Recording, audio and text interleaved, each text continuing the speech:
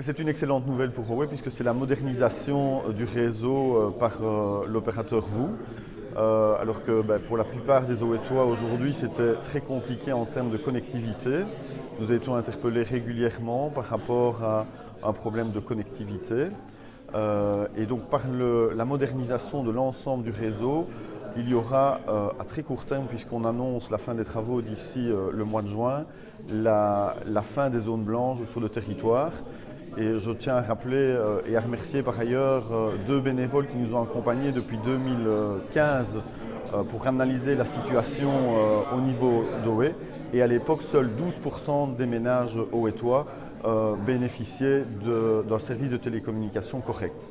Ça permettra aussi quelque part d'ouvrir la concurrence puisqu'on était quand même relativement limité dans l'état actuel des choses par rapport aux opérateurs puisque vous ne pouvez pas ou très peu permettre de raccordement Internet.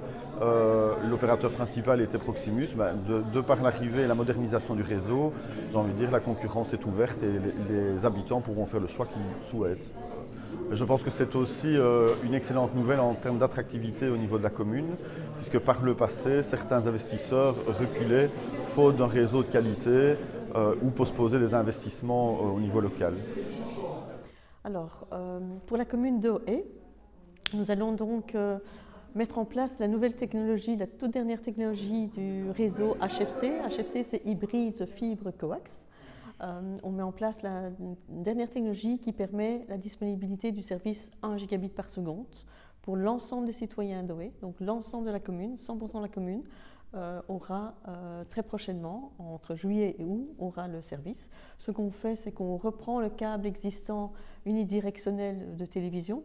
Sur ce câble, on remplace tous les équipements actifs coaxiaux, on remplace des câbles et au préalable, on a été créer des poches et on a posé des fibres pour créer des poches. Donc on a posé des fibres depuis le mois de janvier environ, on a commencé les travaux.